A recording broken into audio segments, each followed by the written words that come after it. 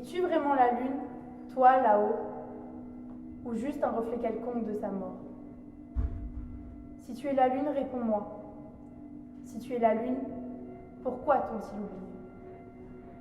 Si tu es la lune, pourquoi s'entretuent-ils? Si tu es la lune, pourquoi t'ont-ils saigné? Peut-être bien que c'est parce que tu es la lune qu'ils t'ont saigné.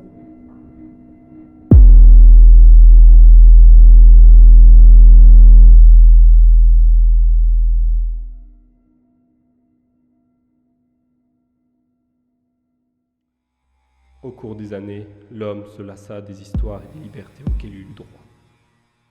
En voulant toujours plus, il créa de nouvelles divinités, à qui il donna l'âme de ceux qu'il jugea inférieurs. Celles-ci remplacèrent les anciens dieux. Les créations prirent ainsi la place sur les vieux trônes, dévorant histoire et liberté, enfermant Zeus aux enfers, dans le labyrinthe complexe d'où s'était enfui Icare. Mais cette fois-ci, sans ciel pour y fuir. Le bas monde brûle. La lune est partie, fuyant les horreurs oubliées par les mortels qui ont cherché à la violer. Le bas monde brûle. Et tous se disent qu'il faut enfin retrouver la lune. Peut-être Zeus nous permettra de la faire revenir. Ainsi, je pars le chercher, armé de ma seule folie.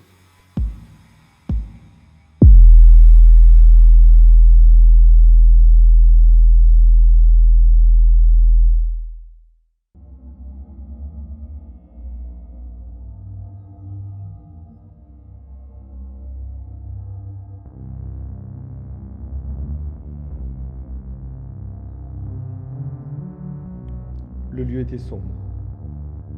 Seules des lumières provenant du nulle part éclairaient quelques-uns des multiples murs calcaireux. Je ne savais où je m'engageais, mais avais conscience que mon être n'en ressortirait pas indemne.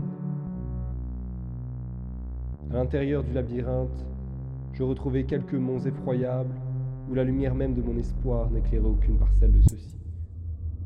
Il n'y avait qu'une seule réponse. Monter. Toujours plus haut. Monter, au-delà des rêves.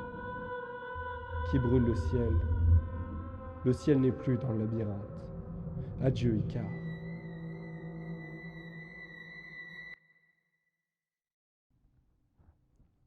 Au ciel, les étoiles se superposaient aux épais murs de calcaire humide, celles-ci visibles par d'épais trous ordonnés d'une géométrie fausse et terrifiante. Comme si ceux qui avaient conçu cette entité voulaient choisir quoi voir. Je pouvais constater ces creux de plus en plus fréquemment lors de mon avancée. Chacun d'eux de plus en plus sombre, chacun d'eux avec de moins en moins d'étoiles, chacun d'eux de plus en plus fixé sur mon âme, chacun d'eux avec de moins en moins de leurs étoiles, chacun d'eux de plus en plus sombre, chacun d'œil de plus en plus fixé sur mon âme, chaque œil discernant le moindre de mes mouvements. Chaque œil discernant le moindre de mes mouvements. De simples trous vers les étoiles, ou bien une méthode terrible pour contempler ma marche dans le vide.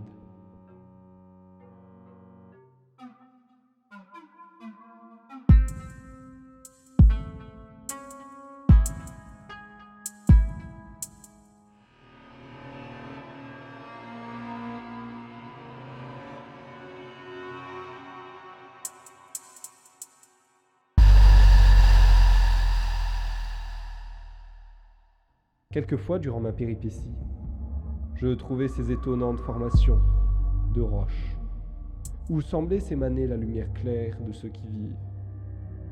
Pourtant, malgré mes nombreux appels à l'aide, seul le froid glacial du vide sonore arrivait à mes oreilles. Ces structures étaient si merveilleuses que mon corps se perdait dans ce bain de lumière, me permettant de constater enfin de quoi était fait une partie du sol sur lequel je marchais. Je marche et marcherai encore et encore. Mes doigts cherchaient à connaître la sensation du toucher, de toucher ces photons. Mes yeux récupéraient toutes les informations possibles comme des larves avides de viande putréfiée.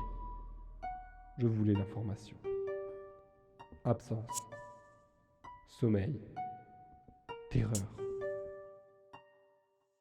Perdu dans les ombres, je ne sais plus où je marche. Est-ce le sol, le plafond, ou bien les marches sordides vers la victoire? Où, qui, où? Et Zeus, et le sol et le ciel, suis-je? C'est dans le noir que le labyrinthe se poursuit. Dans le noir, au-delà des vivants.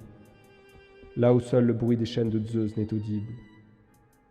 Dans le bain de lumière, les hurlements de Zeus résonnaient avec encore moins de réponses que la question impertinente d'où était passée ma conscience, mon esprit et mon âme.